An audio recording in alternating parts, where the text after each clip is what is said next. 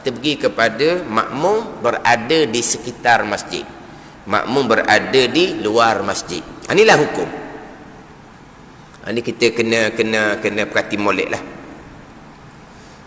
Makmum yang berada di luar masjid terkadang sebelah belakang, terkadang sebelah sisi.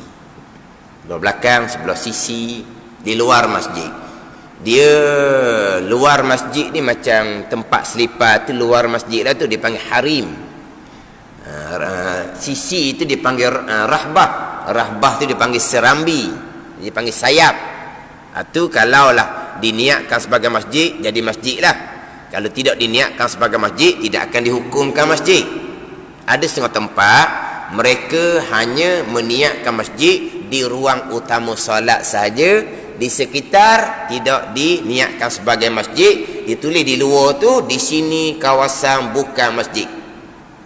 Kita kalau pergi Kelantan lah, waktu saya biasa tengok di ruang belakang, luar ruang belakang, sebelum sampai di ruang koloh tu, ke belakang tu ada koloh, ada tempat ambil semayang. Tapi lepas ada pintu ruang utama solat, nak sampai di koloh tu jauh juga. Maknanya mozaik tu luas jugalah. Ditulis di dinding pintu nak masuk ke ruang utama solat ni, di sini bukan masjid. Maknanya mereka niatkan sebagai masjid hanya di ruang utama solat. Jadi kalau makmum tu bersembahyang di ruang yang bukan masjid, sama dengan kita nak bicara sekarang, makmum dalam masjid, imam dalam masjid, makmum bukan di dalam masjid, sekitar masjid. Sama je hukum dia. Ada ni. Sekarang ni kita ni masjid belaka. Sini masjid belaka dah. Maknanya kalaulah luar tu tidak jadikan sebagai masjid, maknanya hukum dia sama dengan bicara kita sekarang, orang sembahyang di sekitar. Tapi sekarang ni di luar tu masjid, di sekitar tu bukan masjid. Maknanya berhimpun imam dengan makmum, dengan makmum berada di luar masjid. Dia ada syarat lain pula. Syarat ni pihak masjid dia kena amati sikit lah. Pihak masjid kena amati. Mana makmum sembahyang di sekitar, di tempat ni, tempat selipar, tempat parking, kadang-kadang setengah tempat di sembahyang tawakaf. Di sekitar masjid tu ada wakaf, ada tempat duduk di sembahyang tawakaf tu. Kadang-kadang di belakang masjid tu ada bangunan serbaguna ke apa semua di belakang tu. Dia di belakang masjid ada bangunan serbaguna, dia pun buat Jumaat juga. Nak pastikan syarat berhimpun pada satu tempat dengan bahu imam berada masjid, makmum berada di luar masjid tu, syarat dia dilengkapkan. Antara syarat yang nak kena perhati moleknya adalah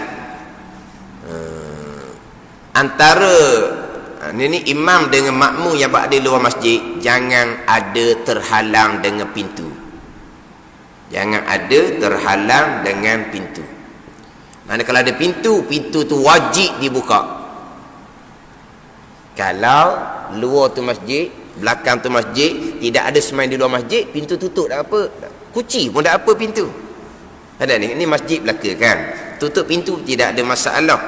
Persoalan sekarang ni orang sembahyang di tanah. Di tanah tu bukan masjid. Maka pastikan pintu untuk tempat disolat. Kalau di belakang, pintu belakang. Kalau sembahyang tu di sisi, wajib buka pintu sisi. Kalau pintu sisi tidak dibuka, pintu belakang tidak dibuka, ada sembahyang di sekitar masjid tu tidak sah sembahyang berjemaah mereka, tidak sah Jumaat mereka. Hak makmum hak ada dalam kawasan masjid tu tak apa lagi, sebab dia masih lagi dalam kawasan masjid walaupun pintu ditutup. Untuk makmum yang berada di luar kawasan masjid, pintu wajib dibuka. Kalau kata sebelah belakang, pintu buka, kemudian hak belakang tu menuruti hak atas masjid ni, belakang tu siapa jawab mana pun boleh ikut belakang tu. Terkadang yang mengikuti imam ni, hak duduk masjid ni, dia bukan satu saf. Ada setengah masjid itu tempat-tempat teduh, dia pakat duduk, tempat teduh. Jadi antara makmum dengan makmum berjarak, tidak ada masalah. Syarat yang pertama, selain ada pintu tak dibuka, syaratnya kita berada di luar masjid tadi jangan melebihi 300 hasta.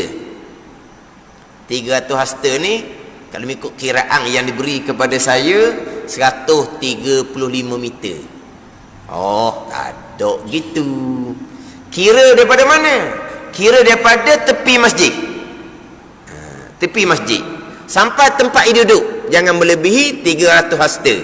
Kalau putus ni, kalau tak putus, tak kira ni. Ni ada seorang sini pulak, sini pulak.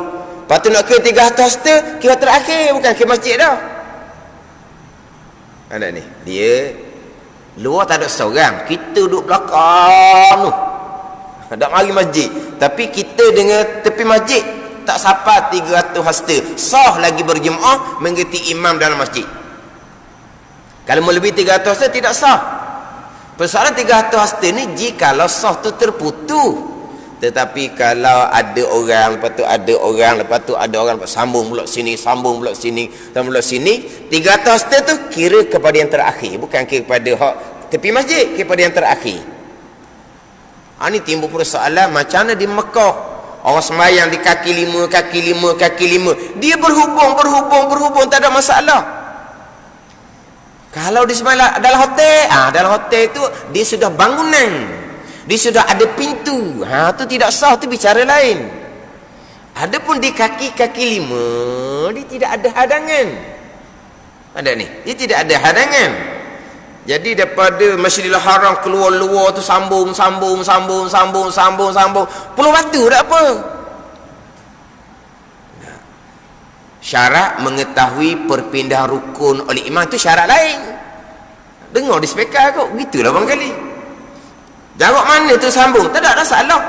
Tapi dibicara apa panggil? Dibicara imam dalam masjid, Masjidil Haram, makmum di luar. Tak ada masalah. Janji masih lagi berhubung, tidak ada yang mendindingi di hadapan dengan pintu ke apa ke. Dah kaki lima tidak ada yang mendindingi.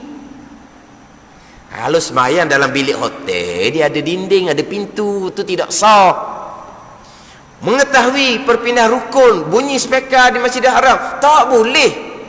Mengetahui perpindahan rukun oleh imam, itu satu syarat lain. Sekarang ni apabila kita duduk dalam bangunan, ditutupi dengan pintu, dinamakan kita sudah tidak berhimpun dengan imam pada satu tempat. Tetapi kalau berada di luar masjid tapi tidak ada dinding, tidak apa, kaki lima panjang, tak ada sebatu dua batu pun masih lagi dipanggil berhimpun selagi kita tidak berpisah dengan makmum yang terakhir 300 hasta. Ada ni. Ni bab syarat berjemaah ni. Kita boleh faham dah. Macam mana tu jauh-jauh tak ada masalah. Tapi jangan ada dinding. Jadi sekarang ni dinding pintu kena buka. Kalau ada semai di sisi, pintu sisi kena buka. Bila pintu sisi buka, kena pastikan orang berada di membetuli pintu yang dibuka. Tapi tak ada masalah sebab di tepi itu ada orang semayang. Di bawah pintu tak ada masalah lah. Kemudian orang semai di sisi itu jangan melebihi pintu. Jangan ke hadapan. Jangan ke hadapan. Membetuli pintu dan ke belakang. Membeli pintu dan ke belakang boleh. Pintu dibuka, dia pun semayang di ke depan daripada pintu, tidak sah. Walaupun pintu dibuka, dia kena duduk kalau sisi, membetuli dan juga ke belakang. Ada ni. Semayang di luar, tiba-tiba ada pintu pagar lah kita kata. Kita kata ada pintu pagar. Ada pula orang semai luar pagar tu. Syaratnya pintu pagar tu kena buka. Itu syarat dia. Pintu pagar tu kena buka. Hak pintu masjid ni buka dah. Sekarang ni kita sudah berada di luar pagar. Mana antara imam dengan kita, pintu ni buka dah, pintu pagar kena buka pula. Sebab tu terhalang dengan pintu lain pula. Wajib kena buka pintu pagar tu. Buka bukan nak buka luah, tidak. Maknanya kalau pagar setengah tempat tu kan pagar besar masjid, dia ada pagar tu, pagar untuk orang berjalan. Buka tu tak apa dah. Tak nanti buka pintu pagar besar ni, buka pintu pagar orang lalu Maka berdiri seorang di berbetulan dengan pintu pagar tu, maka orang lain pun boleh turun luar pagar ni. panjang mana pun boleh turut belaka. Syaratnya pintu pagar tu buka. Kalau pintu pagar tu tak buka, walaupun pintu masjid buka, hak luar pagar tu tak sah belaka sembahyang berjemaah, tidak sah Jumaat.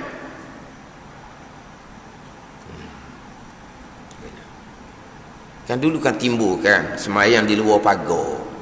Tak ada masalah sama luar pagar. Janji pagar kena buka. Janji pagar kena buka, dan di membetuli pagar yang dibuka tu kena ada seorang yang duduk membetuli tu. Tak dekat pun apa, jauh pun apa, tapi dia ada membetuli pintu pagar. Lepas tu hak lain tu jadi turut ni lah pula, sambung ke kanan ke kiri, sambung ke belakang. Jarak mana pun, selagi tidak ada hadangan di hadapan, sama ada pagar ke pintu ke, boleh berjemaah walaupun sebatu sekalipun.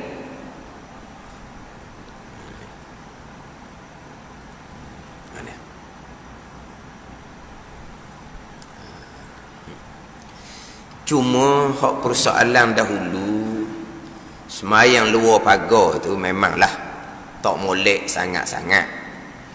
Cuma yang timbul sembahyang luar pagar ni ada keadaan yang penuh dah di dalam. Ada keadaan yang agak malang lah. Di dalam tu luas sangat-sangat lagi, tetapi pagar sudah dikunci. Jadi sembahyang luar pagar tu memalukan. Kemudian tidak melengkapi syarat untuk sah berjemaah, pagar tak buka, tak sah belaka luar pagar tu. Main luar pagar tu dah huduh dah. Orang tengok macam mana semua luar pagar. Dia begini. Dia berkaitan dengan SOP masjid ni, dia bertukar-tukar. Mula-mula dibenarkan solat Jumaat dan keadaan SOP yang sangat ketat. Bilangan kalau tempat kita lah, tempat kita mulai dengan 40 orang. Negeri lain mulai 4 orang, 12 orang tu. Kita tak ada kita dah. Kita mula 40 lalu dah. Kan kita? Kita mula 4